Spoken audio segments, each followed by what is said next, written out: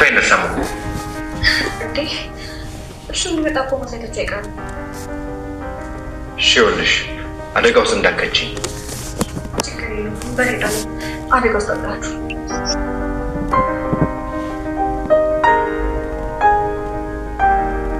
እሺ አባባ። እሺ ልጄ የምጣሽበት መኪና ሳይወጣ ቶሎ ድረሽ። እሺ አባባ።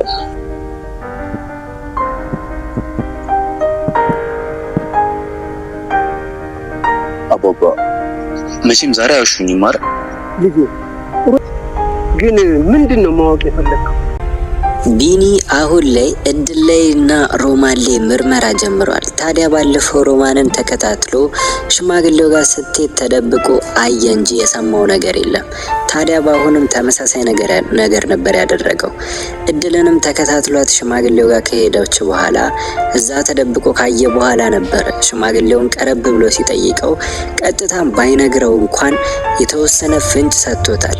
ብሌን የምትባለው ልጅ መቃብር ቦታ ጋር ሄዶ ቆፍሮ አጥንቷን እንዲፈልግም እንግዲህ ነግሮታል። ይሄ ነገር ደግሞ ለቢኒ ብሌን የምትባለዋ ልጅ እንዳልሞተች ሞተች ተብሎ የተወራው ነገር እንግዲህ ፈጠራ ወይም ደግሞ የአንድ ሰው ሴራ እንደሆነ እንግዲህ ተገንዝቧል ማለት ነው። ለዛም ነበር ዛሬ ላይ እንግዲህ ሳሎን ቁጭ ብለው ሲያወሩ ምናልባት ብሌን የምትባለዋ ልጅ በህይወት ብትኖርስ የሚለውን ነገር እዛው ከማሚ ፊት አንስቶ ነበረ። ታዲያ በዚህ ሰዓት የወሬ ሲነሳ ስራውም እቅዱም የሮማን ስለነበረ በዚህ ነገር በጣም ተናዳ ነበረ።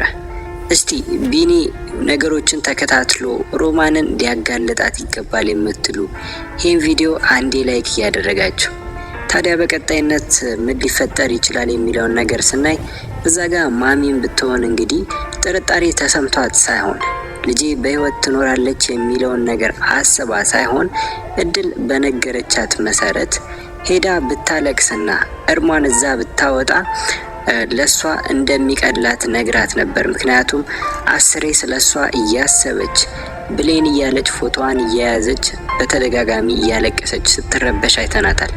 ለዛም ነበር እንግዲህ እድል ይሄንን ሀሳብ ያመጣችላት ማለት ነው። ማሚም እንግዲህ የእድልን ሀሳብ ተቀብላለች። ሄጄ ባለቅስ ይወጣልኛል የሚለውን ነገር በማሰብ ነበረ ሮማንን እዛ ጋር እየጨቀጨቀቻት የነበረችው ማለት ነው። ሮማንም እንግዲህ ብትሆን እንግዲህ ብዙ ምክንያቶችን እየሰጠች ጊዜያቶችን ለመስደድ እየሞከረች ነበረ።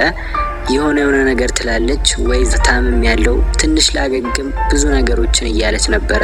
ታዲያ በመጨረሻም እንግዲህ ማሚ አንቺ የማትወስጂኝ ከሆነ ሰዎችን አጠያይቄ ራሴ እሄዳለሁ የሚለውን ነገር ስታነሳ ሮማንም በቃ ራሴ ወስድሻለሁ ብላ እንግዲህ በዚህ ተስማምተዋል ማለት ነው።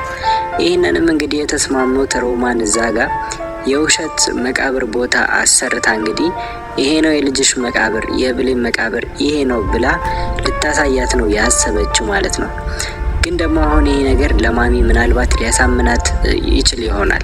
ምክንያቱም አሁን ላይ ማሚ ልጄ በህይወት ትኖራለች የሚለውን ነገር ያኔ ስትሞት እንኳን በአይኗ ባታይም ስትቀበርም በአይኗ እንግዲህ በቦታው ላይ ባትገኝም እንዴት ሆኖ እንዳለፈው ባናውቅም እንግዲህ ማሚ መሞቷን እንግዲህ ሙሉ ለሙሉ አምናለች። ስለዚህ ምናልባት መቃብሩ ይቆፈርልኝ የሚለውን ሀሳብ ላታመጣ ትችላለች። እዚህ ጋር ይሄንን ሀሳብ ሊያመጣ የሚችለው ቢኒ ብቻ ነው ማለት ነው። ምክንያቱም ደግሞ ከሽማግሌው እንደተነገረው ከሆነ ቆፍረ አጥንቷን ፈልግ ያለ ምክንያት አይደለም። እዛ ጋር አንድ የተደበቀ ሚስጥር አለ ወይም ደግሞ ብሌን የምትባለዋ ልጅ በህይወት እንዳለች በተዘዋዋሪ ለመንገር ስለፈለገም ይሆናል እንግዲህ። ስለዚህ እንግዲህ እዚህ ጋር ቢኒ ለሮማን እንግዲህ ይሄ ነገር እንዲቆፈር ቢነግራት መቼም ሮማን እሺ ብላ ያንን መቃብር አታስቆፍርም። ስለዚህ ሌላ ዘዴ ሌላ ተንኮል ማሰቡ አይቀርም ቢኒ ላይ ማለት ነው። ያው አሁን ላይ ልጇ ነው። ስለዚህ ቢኒ ላይ እሱን የሚጎዳ ተንኮል ልታደርግ አትችልም ልጇ ስለሆነ። ነገር ግን ከዚህ ጉዳይ እንዲርቅ ሌላ ተንኮሎችን ማሰቧ የማይቀር ነው ማለት ነው። ሌላው ደግሞ ስለ እድል ነው። እድል እዛ ሽማግሌው ጋር ሄዳ እንግዲህ አንድ ሀብል ተሰጥቷታል። ያ ሀብል ደግሞ ያኔ ስትገኝ የነበረ ሀብል ነው ብሏታል እንግዲህ ያ ሽማግሌ። ስለዚህ እንግዲህ ያንን ሀብል ሰጥቷት አንገቷ ላይ አድርጋ ወደ ቤት ስትገባ እንግዲህ ምን ሊፈጠር ይችላል የሚለው ነገር ትልቁ ጥያቄ ነው ማለት ነው።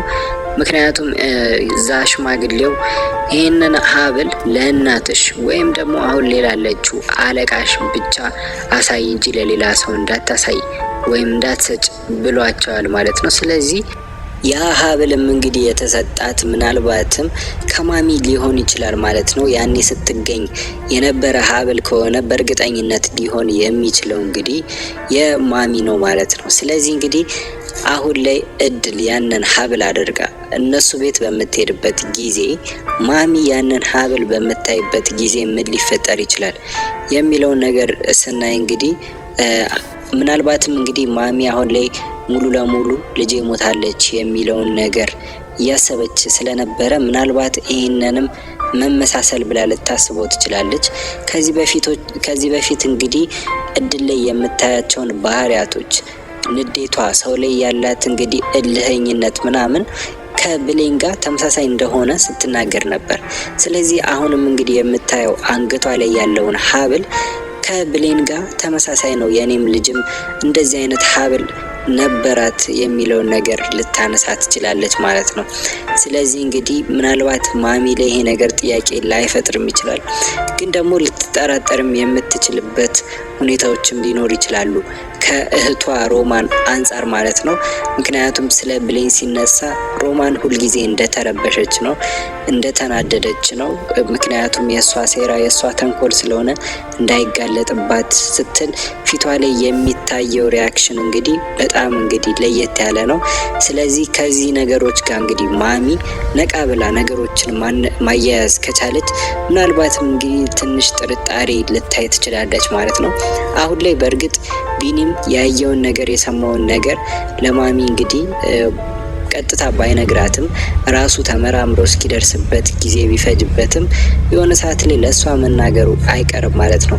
ብሌን የምትባለዋ ልጅ እንግዲህ መሞቷን ማረጋገጥ አለብን የሚለውን ነገር እንግዲህ ለማሚ ሊያነሳላት ይችላል ማለት ነው።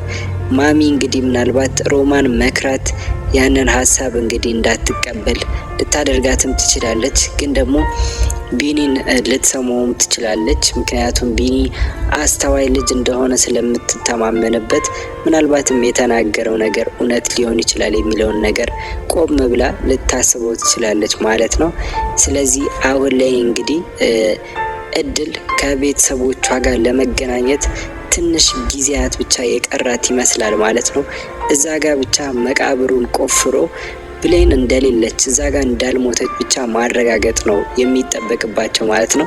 ከዛ ወዲህ እንግዲህ ብሌን በህይወት እንዳለች ካረጋገጡ እድል መሆኗ ብሌን የምትባለዋ ልጅ እድል መሆኗን ማረጋገጥ ያን ያክል ከባድ አይሆንባቸውም ማለት ነው። ስለዚህ ዋናው በህይወት መኖሯን ማረጋገጥ መቻላቸው ነው ማለት ነው።